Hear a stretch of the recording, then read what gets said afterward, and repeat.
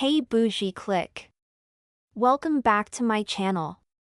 Today, we're diving into a topic that's both personal and powerful, the impact of your social circle on your love life. Ever felt like your friends might be subtly sabotaging your romantic prospects? It's not just about meeting the right person, it's about surrounding yourself with the right people. Your friends can either uplift your dating life or drag it down, and today, we're unpacking why vetting your social circle is crucial for a thriving relationship. So, if you're ready to elevate your environment and attract the love you truly deserve, stick around. Don't forget to hit that subscribe button and turn on notifications for more insightful content. Let's get into it. I'ma make you a fan.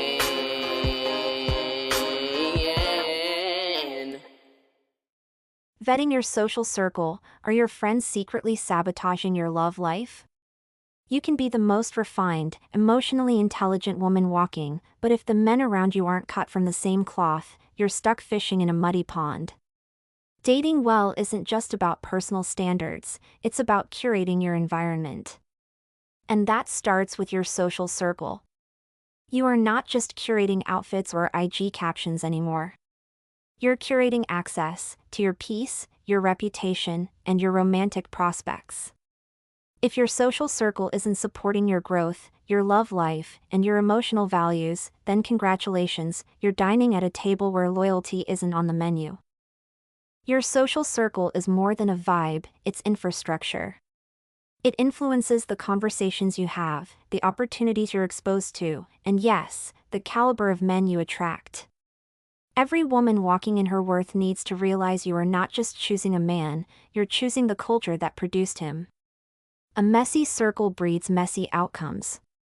A vetted circle sets the tone for elevated living, aligned values, and mutual respect. Let's unpack why vetting your social circle isn't just important. It's mandatory. Similarity isn't just comfort, it's strategy. We're drawn to people who reflect us, not by accident, but by psychological design. It's efficient, it's validating, and frankly, it's flattering. You don't just want someone who gets you, you want someone who is you in another font. Whether it's shared values, socioeconomic status, upbringing, or goals, sameness creates shorthand. No need for lengthy explanations or emotional translations. It's not just cozy, it's strategic. That's why the ambitious crowd hangs with other high achievers, and why messiness gravitates toward messiness. Not every friend is safe for your dating life. You can be intelligent, gorgeous, grounded, but if your inner circle is chaotic, entitled, or jealous, you're dragging emotional liabilities into every room you enter. The friend who constantly flirts with your date. She's not clueless. She's calculating. The one who only invites you to loud, messy functions but goes to brunch with the soft-spoken girls behind your back? That's quiet sabotage. The one who treats every man you meet like a disposable character in her drama-filled narrative? She's not just ruining her reputation. She's wrecking yours. Romantic opportunities don't just hinge on how you show up. They hinge on who surrounds you when you do. Shared morals matter, especially in a world obsessed with aesthetics. It's easy to be dazzled by beauty, popularity, or status. But when the gloss wears off, are these women standing on principle or vibes? You need women around you who believe in dignity, not just aesthetics. Don't encourage reckless situations that put your safety, or your dating reputation, at risk. Have the emotional maturity to not make every outing a competition. Because women with low impulse control and high insecurity won't just hurt themselves. They'll blow up your love life to feel less alone in their chaos. Why the unalike struggle to stick? Opposites may attract, but they rarely endure. When people are too different, the relationship becomes laborious, a constant negotiation of values, expectations, and priorities.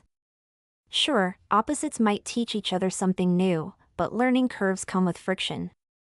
Long-term compatibility thrives in the familiar. You can romanticize growth through difference all day, but check the data, Couples with aligned political views, lifestyles, and communication styles have higher satisfaction rates. Friendship circles follow the same logic. If you're disciplined, reliable, and driven, a chaotic, flaky entourage doesn't just drain you, it erodes you. Sabotage is real, even when it's sugar-coated. Some women are strategic with their sabotage. They won't openly ruin things. They'll do it softly. Disclosing private details to your crush accidentally. Dropping subtle hints that make you seem desperate or intimidating. Telling you he's not your type because they secretly want him for themselves. This isn't immaturity. This is warfare disguised as friendship. If they're not invested in your romantic peace, why are they so invested in staying close to you? Your circle should multiply your energy, not drain your reputation. The right women will keep your private life private. Encourage you to walk away from disrespect, not endure it for the sake of keeping the peace. Remind you of your worth when your own romantic standards get shaky. Step aside when someone's into you, not because they're submissive, but because they're secure. A solid friend doesn't compete for attention. She protects your shine, even when you're not around. It's not snobbery, it's boundaries. There's a difference between exclusivity and discernment. When people curate their circle based on shared values, it's not elitism, it's survival. Your energy is currency. If you spend it on people who don't mirror your standards, your goals, or your worldview, you'll bankrupt your peace.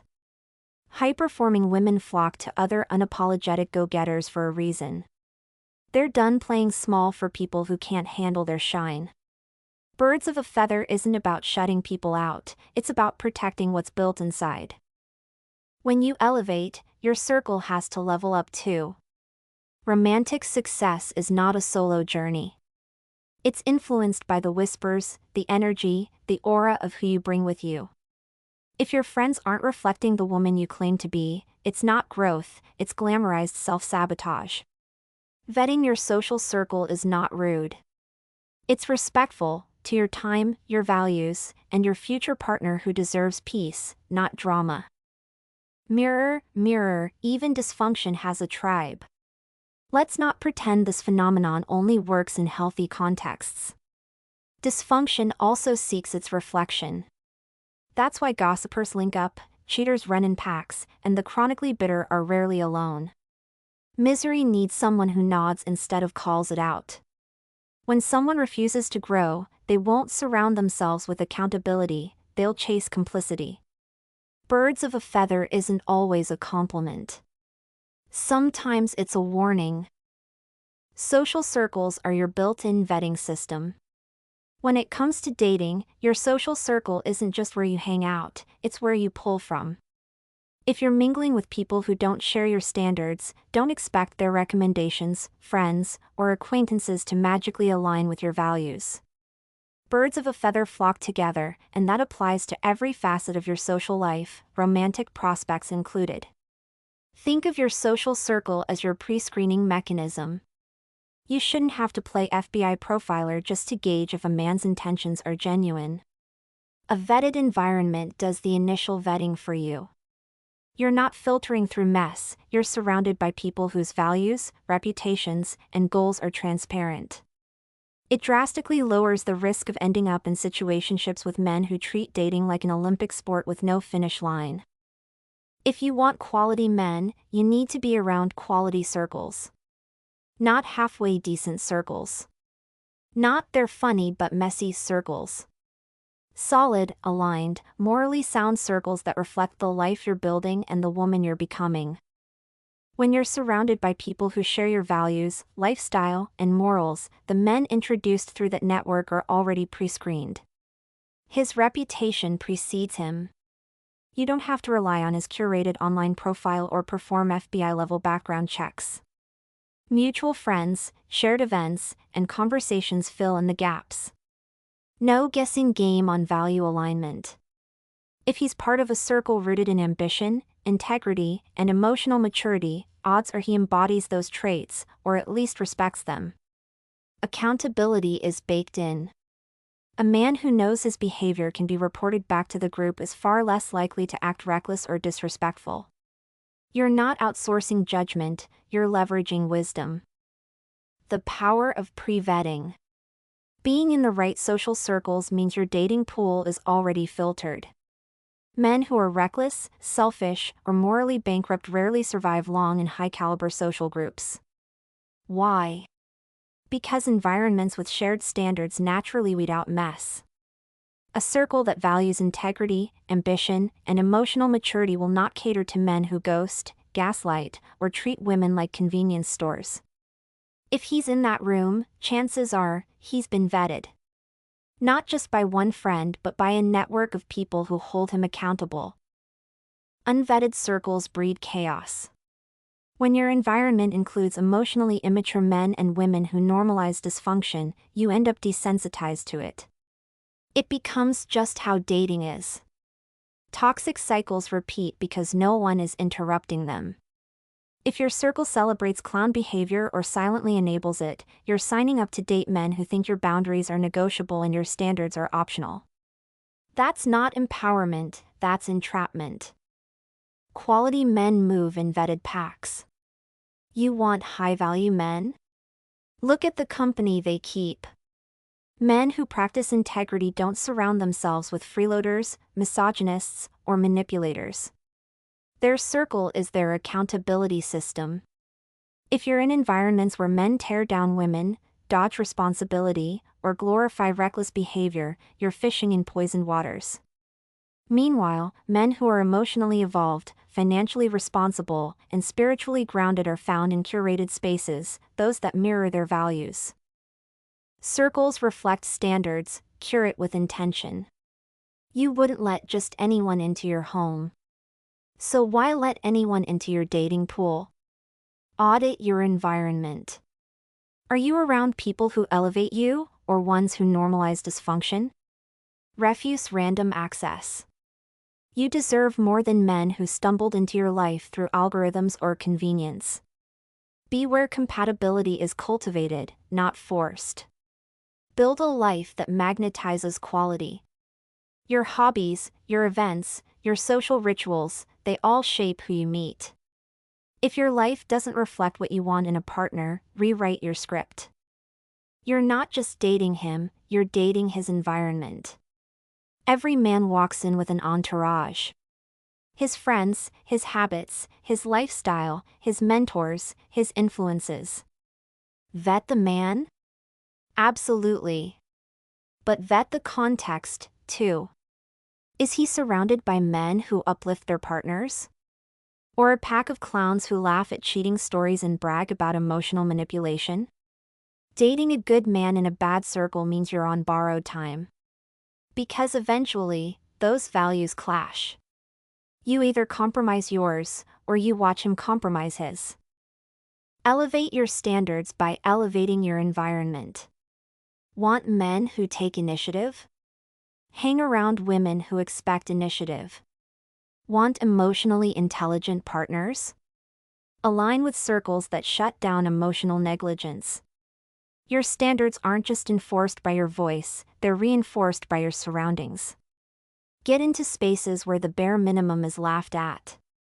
Where men know they need more than a cute smile and gym membership to get access. Let your environment do some of the heavy lifting. Upgrading your environment means upgrading your options. When you operate in high-value spaces, you're not just meeting better romantic prospects, you're absorbing their mindset. You start thinking bigger, setting higher boundaries, and attracting reciprocal energy. Men in these circles aren't intimidated by your standards, they share them. That's how you stop settling and start selecting. Evolution doesn't fly solo. People change, but not in isolation. If you want elevation, you need a flock that flies higher. The moment your priorities shift, so will your circle. Growth necessitates realignment. That's why you'll see the newly confident woman drop the toxic friendships like dead weight. Her vibe changed, so her friends had to as well. Stop accepting chaos because you're lonely. Loneliness is not an excuse to entertain environments that disrespect your values. If your social circle glamorizes toxicity and calls dysfunction dating potential, it's time to exit. You deserve more than a roster built on scraps and survival instincts. True alignment starts in community. Get around women who hold their heads high and men who stand 10 toes down in their character. The rest? Declined. Being selective is a sign of self-worth, not arrogance. Gatekeepers are discerning. They protect access to their time, energy, and presence. Doormats, meanwhile, are walked on because they're wide open to anyone with a compliment and a pulse. You don't need 1,000 options, you need the right ones. And those right options are found in circles that reflect your self-respect, not your fear of missing out. If you want a partner who respects your vision, values your boundaries, and matches your emotional maturity, stop hunting in wild terrain. Curate your environment with the same intentionality you want in your relationship, and watch how quickly chaos gets replaced by clarity. Final thought: elevation requires selection. The right circle sees your romantic wins as their own. The wrong circle sees them as threats. It's not mean girl energy to vet your friends. It's emotional maturity. Because in a world where romantic peace is rare, you don't just need pretty friends. You need principled ones.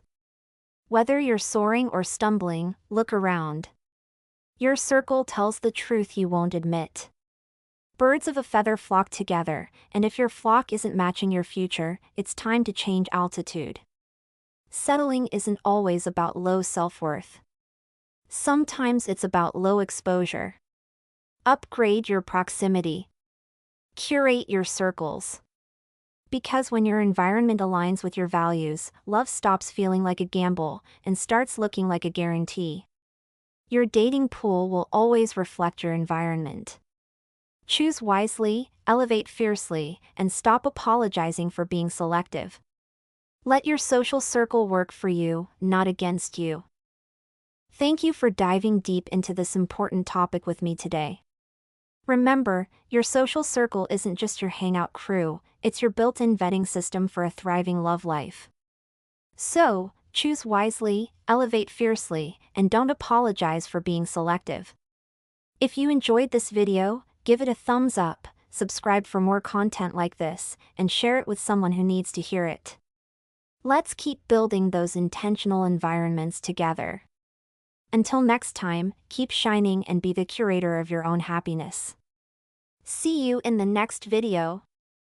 What do you think? Is your social circle holding you back? Let me know in the comments section. Stay bougie. Follow and support me. All links in bio. Don't forget to like, share, and subscribe. Check description for more info. New episodes every day.